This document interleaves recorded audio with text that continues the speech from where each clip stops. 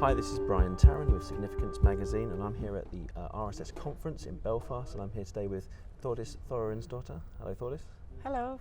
So we're here talking about your talk, which happened just now, about sea level rise and I guess modelling, predicting that. Do you want to tell listeners a little bit about yourself, your background and the work that you do? Yes, so I'm an environmental statistician, and this session was about environmental statistics. I work at a research institute in Norway called the Norwegian Computing Center. And so we do sort of broad statistics kind of all over the spectrum, statistics, machine learning. And I happen to do work related to climate and the environment. And this was related to one of my projects. Okay, so the focus is on sea level rise. Yes. So, I mean, most people will be aware, I'm sure, but maybe we should explain to listeners what we're talking about when we're talking about sea level rise. So, so basically, because for a multitude of reasons, the ocean is rising. Now, of course, so the water is getting warmer in the ocean. The ice that is on land is melting.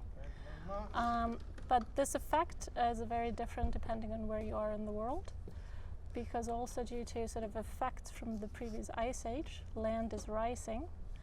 And in some regions, even like in Finland, the land is rising faster than the sea. But we have been looking at places on the west coast of Denmark and the west coast of Norway, where we are expected to see a significant effect of sea level rise in the next century. Okay, so sea levels might rise then because of melting of ice caps, that sort of thing. So you wrote an article for Significance about a year ago, and I was fascinated. I didn't realise that the land was essentially still bouncing back from having the weight of the glaciers sitting on top of it during the ice age. That's a fascinating thing. So that explains the differences, and that's why it wouldn't be. People talk about the effect of climate change and the melting of the ice caps leading to kind of a uniform rise, but that's not what we're expecting to see in all parts of the world, right? No, so the different speed of the land rise in different parts of the world is one thing. Another thing is that because of sort of how the gravity works, that when the Greenland ice melts and when the Antarctic ice melts, you will see different effects of that in different parts of the world. So to study this then, you've not only got to look at where the sea level is now, you've got to, again, I guess, model what might happen based on various different inputs. Is that correct? So you're looking at sort of possible futures, essentially.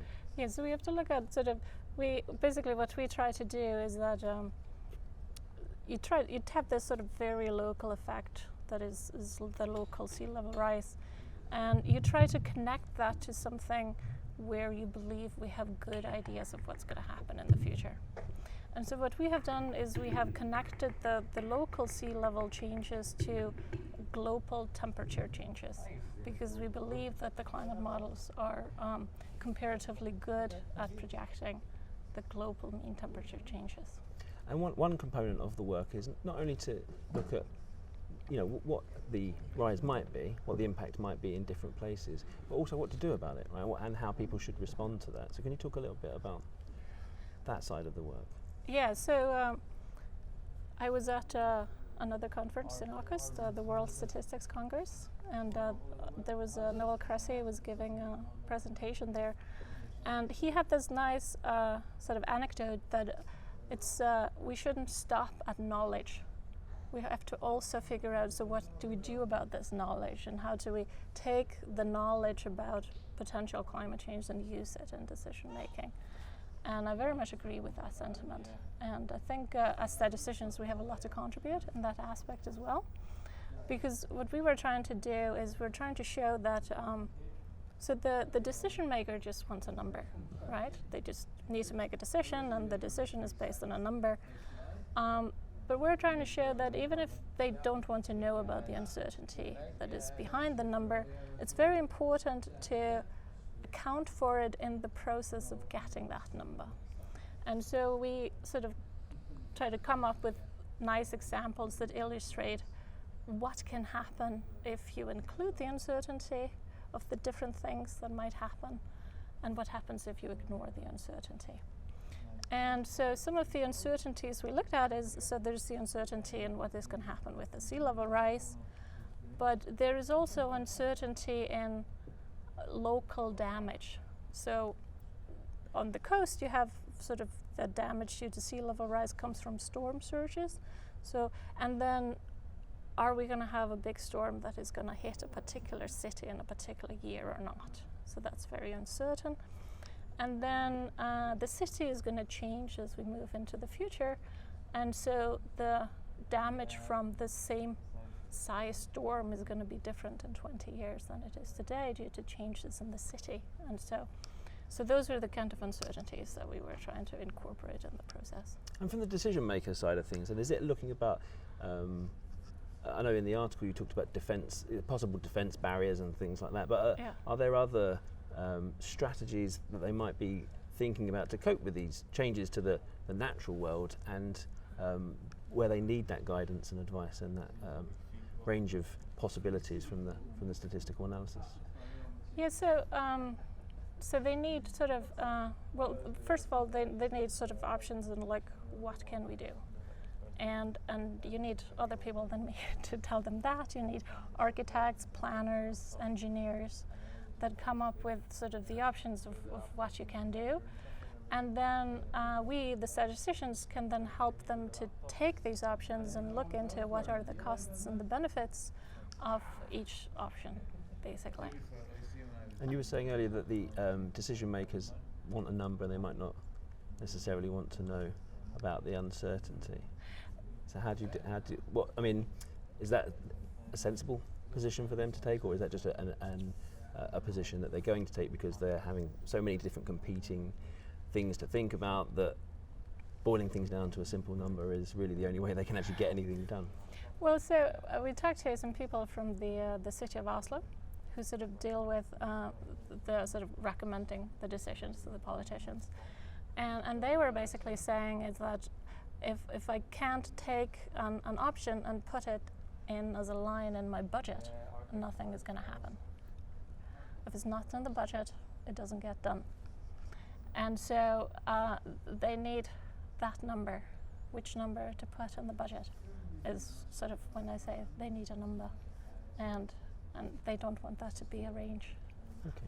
So you're having these conversations now with decision makers, or at least the people that advise decision makers, or is that a step in the project, the research that you're working on that's maybe a few months, years away? Yeah, so so our work is sort of a little bit kind of in the abstract in terms of being research. So what we did is we organized a workshop where we invited those people and we sat down over a couple of days and we had conversations, and they basically presented to us what their issues are. And of course, for them, climate change is one of many issues. And especially like in Oslo, they have climate issues in the current climate. And maybe they find that a little more important to solve these issues than to something that might happen in the future, which is understandable. But still, it's important for them to have that information.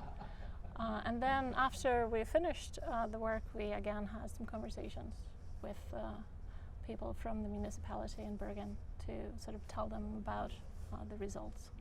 What are you looking at next? What was the flavour that you left delegates here today with about where you're going to take the work next?